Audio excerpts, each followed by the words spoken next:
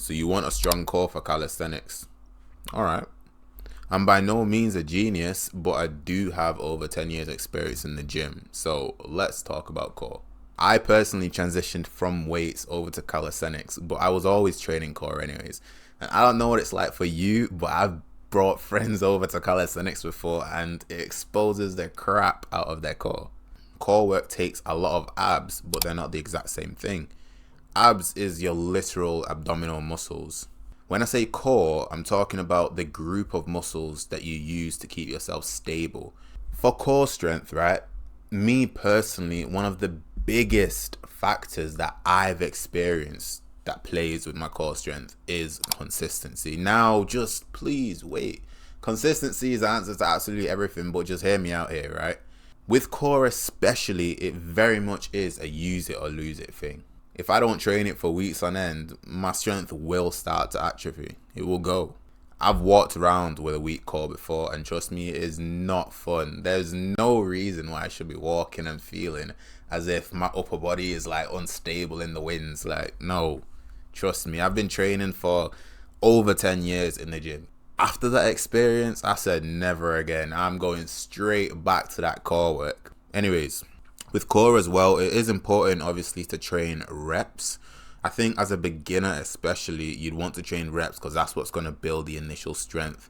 But the holds are where the real juice is. For me personally, I'm always, this whole video is just me talking about my experience. I'm not a genius, as I said, I'm constantly learning. But from my experience, the holds are the things that hold the key to everything. That's where the real core strength shows, and you can see the transferable strength over into your calisthenic skills. And yeah, as I was talking about consistency, you're going to want to make sure that you train it twice a week, at least. Anyways, I train it at least twice a week. That's what I should say. I have a certain belief on training frequency. I think twice a week is a perfect amount. Whenever I'm working my upper body muscles, I'll do some intentional core and abs training, I should say. Because even deadlifts, you're working core, but I'm not intentionally working core with deadlifts. I'm talking about intentional abs and core work. I'll focus on twice a week. You don't want to train abs and core just once a week because I feel like it's not enough. You can experience more gains. Your body doesn't need that long to recover. But again, you don't want to work it every single day because your body needs to rest and recover. Anyways, I'm not going to give you a full workout in this video, but I will give you some exercises. These are the 3 areas that you're going to want to focus on. Firstly, you're going to want to make sure you get your ground working. I've got a 15-minute abs and core workout on my channel, but that is basically what I do when I come into the gym for those 2 days that I was talking about. So groundwork, simple basic stuff: sit-up twists, Russian twists, bicycles, crunches, leg raises. All these things are going to work your core, but very much work your abs. And it's very important that you throw in those holds in there as well. So my go-tos are the plank hold, and I call it the death hold, but some people may say it's a boat hold. I think a boat hold's a little bit different. But the boat hold or the death hold pretty much works the same thing anyways. Every time I'm working abs, those 2 holds I'll do. And what I do is I make sure I always push to go 5 seconds longer than I did last time.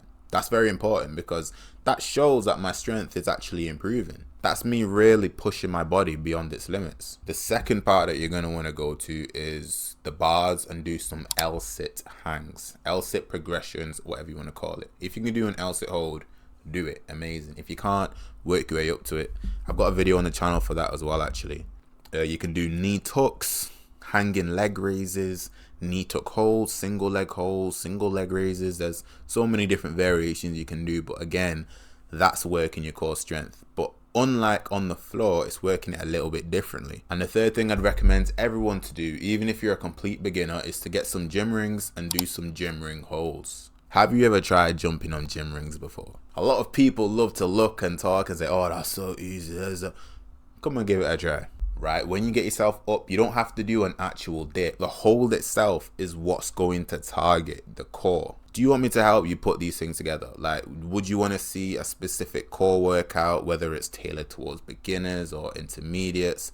Just drop a comment below. Like, I'm serious. I don't want to be here just posting videos. I want to talk to you. So comment below how I can actually help you, and I'll make sure to do it. So yeah, those exercises actually focus on core. But as I said earlier on, core is kind of everywhere in the gym. You know, you're doing deadlifts and you're working core because you're doing it in a controlled manner. So that's the next tip that I have for you. From my own experience, you will develop core strength if you focus on doing all the other exercises that you normally do in a controlled way, right? Do your dips, do your pull-ups, do your deadlifts. I do all of them, but make sure you're doing them controlled.